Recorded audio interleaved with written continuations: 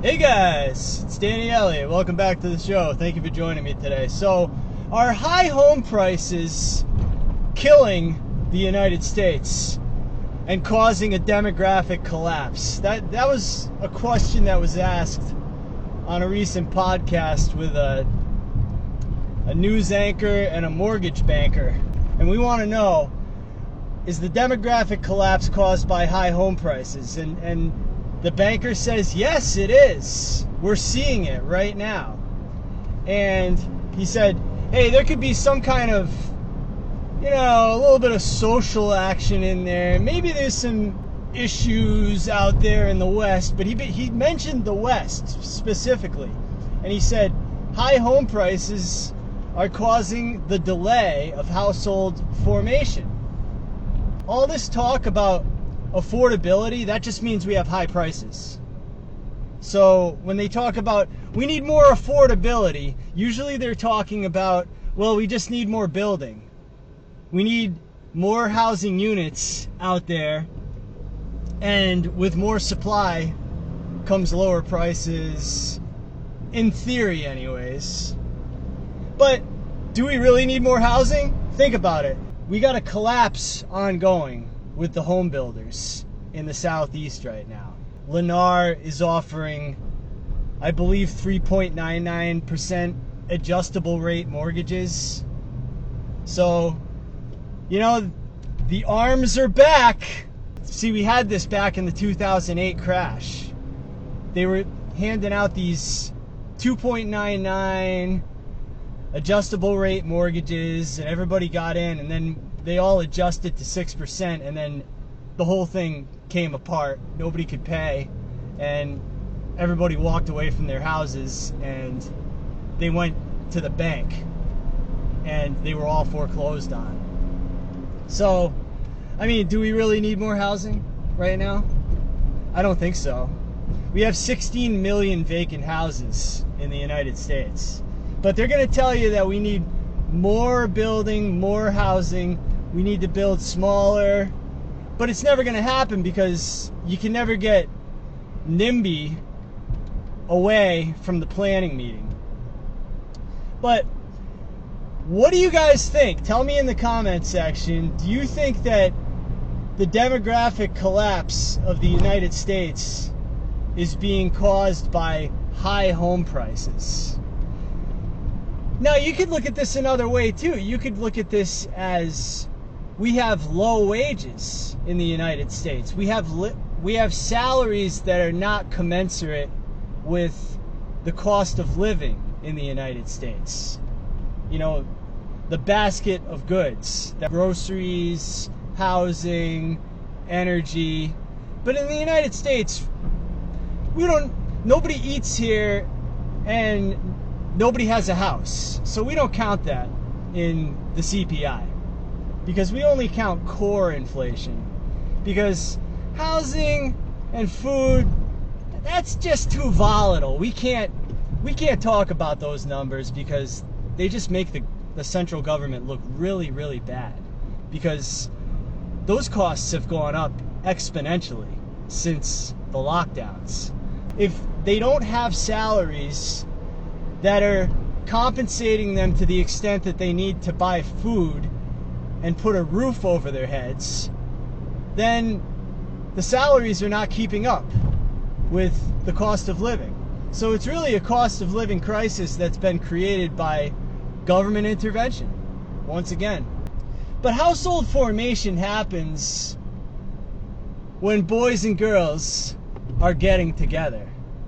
And in the United States and in the West at large, that simply is not happening right now. There's guys talking about it all the time. Guys are just checking out. They're not dating anymore.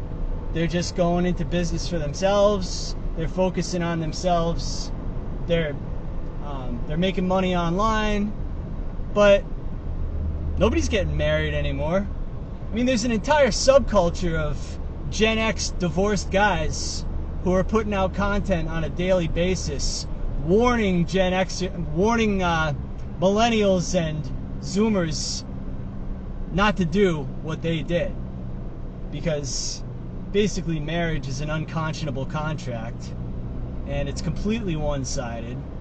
And if you're a smart investor, you want a return on your investment. So if you're going to, go into a business partnership with somebody, if you're going to get a license, if you're going to enter into a contract with somebody like that, there's got to be a return on investment, and there's simply no return.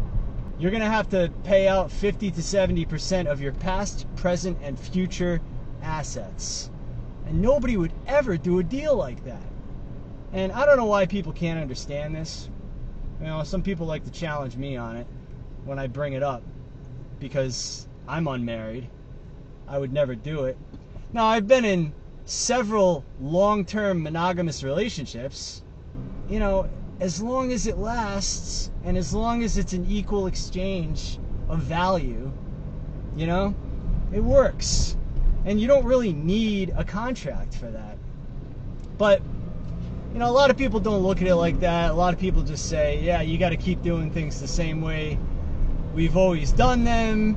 You got to listen to what your boomer parents told you to do. You got to listen to what church told you to do. You got to listen to what you learned from, the tradcons on the internet, or whoever the hell you're following, and, following their footsteps. But it just never seems to work out that well. So, and also, we have this dynamic in the West where there's really just not a lot of good opportunities out there, let's just say. I mean, come on, guys. We got 70% of the population in the United States is overweight or morbidly obese. The U.S. is collapsing. The demographics are, not looking so hot these days, just like the population. And, if the government wants to take this seriously, I think we need a new policy. I think we need to encourage family formation. We need to stop having campaigns every election cycle where, people are going to march for Planned Parenthood and, just, carry the torch for eradicating as many future lives as possible. You got to do something about this. But for me, I know what I'm going to do about it. I'm going to a location where family and traditional values matter. And, I do want to have kids someday. But it hasn't happened here in the United States. A lot of these women are looking for guys who make pro athlete money. And, there's really not a lot of value coming back in exchange for that money. But, that's what they're fighting for. 6'5", blue eyes, trust fund, finance, that type of stuff. And, that's like 0.1% of the male population in the United States. So there's a lot of women that aren't finding what they're looking for, and it's unfortunate, but it is what it is. So anyways, if you guys like that episode, please hit the like button. Please subscribe to the channel. If you want to see more videos, you can subscribe and hit the bell. Subscribing doesn't really do anything. A like helps the video, a subscribe helps the channel, and the bell means you want to see a video next time. So, in case you didn't know that. Anyways, guys, thank you for watching. I'm Danny Elliott.